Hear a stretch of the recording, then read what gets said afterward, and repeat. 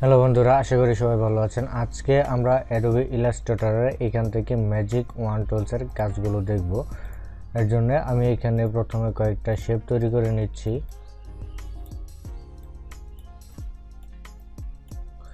এই magic one টুলসের কাজ হচ্ছে সেম কালারের যে কয়টা ডিজাইন এখানে আছে, অবজেক্ট এখানে আছে, সবগুলোকে একটাতে ক্লিক করলে সবগুলো সিলেক্ট হয়ে যাবে।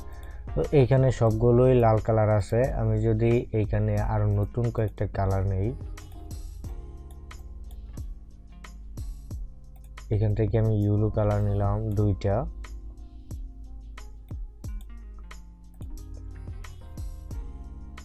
এখান থেকে আরেকটা কালার নেই। তো এখন ম্যাজিক ওয়ান টুলসের মাধ্যমে আমি যদি এখানে ক্লিক করি তাহলে দেখতে পাচ্ছেন এই দুইটাই শুধু সিলেক্ট হয়েছে, সেম কালারগুলোকে সে সিলেক্ট করছে। তো এই ম্যাজিক ওয়ান টুলসের আরও কিছু কাজ আছে, সেটি হচ্ছে আমরা এই উইন্ডোতে যদি যাই, এখানে এই যে এইখান থেকে ম্যাজিক ওয়ানটা একটা ফাংশন আছে, এটাতে যদি আমি ক্লিক করি তাহলে এখানে একটা অপশন এখানে আছে, সেটা এখানে চলে আসছে। তো এইখানে টিক মার্ক দেওয়া আছে ফিল কালার, যেগুলানের ফিল কালার ম্যাচ হবে সেটা সে অটোমেটিক সিলেক্ট করে নেবে, যে এরকমভাবে সিলেক্ট করে নেবে। তো এখন যদি আমি এখান থেকে ফিল কালারটা উঠিয়ে ক্লিক করি তাহলে দেখতে পাচ্ছেন শুধুমাত্র যেটাতে ক্লিক করছি এখানে সেইটাই সিলেক্ট হচ্ছে। তো এখন যদি আমি এটাকে স্টোক কালারে টিক মার্ক দিয়ে দিই, এখন যদি আমি এটাকে ক্লিক করি তাহলে দেখতে পাচ্ছেন সবগুলোই সিলেক্ট হয়ে গেছে। এর কারণ হচ্ছে এখানে সে স্টোক কালারকে ফলো করছে। এই যে স্টোক কালার, এটারও কালো, এটারও কালো, সবগুলোর স্টোক কালার হচ্ছে কালো, যার কারণে সবগুলো স্টোক কালারকে ফলো করে সে সিলেক্ট করে নিচ্ছে। এখন যদি আমি স্টোক কালারগুলোকে চেঞ্জ করে দেই, এইখান থেকে স্টোক কালারটাকে আমি করে দেবো এটার, এখান থেকে একটা কালার দিয়ে দিলাম, আর এটাকে ধরে এইখান থেকে স্টোক কালার এটাকে সিলেক্ট করব। এটার স্টোক কালারটা দেওয়া আছে, এটা দেওয়া আছে, আমি এটার স্টোক কালার চেঞ্জ করি, লালটার স্টোক কালারও আমি এটা এরকম দিয়ে দিই। এখন যদি আমি ক্লিক করি, এটাতে ক্লিক করি তাহলে দেখতে পাচ্ছেন এখানে এই দুইটা সিলেক্ট হচ্ছে। এর কারণ হচ্ছে সে একটা স্টোক কালারকে যখন আমি ক্লিক করছি তখন সে আরেকটাকে ফলো করে সিলেক্ট করছে, সেটা হচ্ছে স্টোক কালারকে ফলো করে সিলেক্ট করছে। তো এইভাবে আপনি স্টোক কালারকে ফলো করাতে পারেন। তারপরে হচ্ছে স্টোক ওয়েট, এখানে আমি এটাকে সিলেক্ট করি, এটাকে সিলেক্ট করে আমি স্টোক কালার দিয়ে দিই হচ্ছে 10 পয়েন্ট, এটাকেও আমি স্টোক কালার দিয়ে দেবো 10 পয়েন্ট, এটাকে দেব হচ্ছে 5 পয়েন্ট, এটাকে দেব 5 পয়েন্ট। এখন স্টোক ওয়েট ক্লিক করা থাকা সত্ত্বে আমি যদি এখন এটাকে ক্লিক করি, এই 10 স্টোকটাকে যদি ক্লিক করি তাহলে দেখতে পাচ্ছেন সবগুলোই সিলেক্ট হচ্ছে। এর কারণ হচ্ছে 10 এর নিচে যেই স্টোক কালারগুলো আছে টলারেন্স, এটার নিচে যেগুলো আছে এই সবগুলোকে সে সিলেক্ট করে নিচ্ছে। এখানে যে দেখতে পাচ্ছেন টলারেন্স লেখা আছে, এই 10 এর নিচে যেগুলো আছে সেগুলো সিলেক্ট হয়ে যাচ্ছে। এখন এইখানে যদি এই যে 5 পয়েন্টের যে স্টোকটা আছে এটাতে যদি আমি ক্লিক করি তাহলে দেখতে পাচ্ছেন এখানে সবগুলোই সিলেক্ট হয়ে গেছে।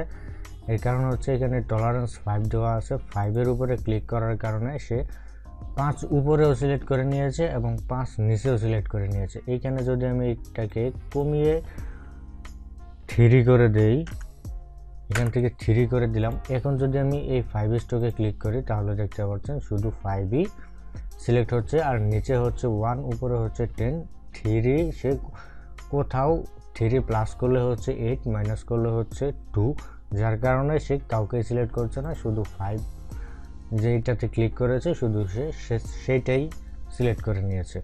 এইভাবে আপনি স্টোককে ফলো করাতে পারেন। তারপরে হচ্ছে অপাসিটি, আমি যদি এখানে অপাসিটিতে ক্লিক করি, টলারেন্স হচ্ছে 5%, 5% এদিক সেদিক সে সিলেক্ট করে নেবে আর কি। এখন আমি এখান থেকে এটাকে সিলেক্ট করে দেব এবং অ্যাপিয়ারেন্সে চলে যাব, এটার অপাসিটিটাকে আমি এখান থেকে 50 করে দেই,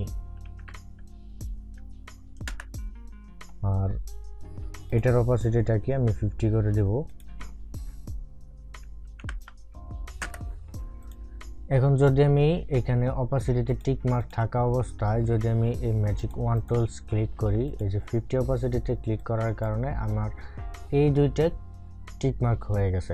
এখানে টলারেন্স 5 দেওয়া আছে। এখন যদি আমি এইটাকে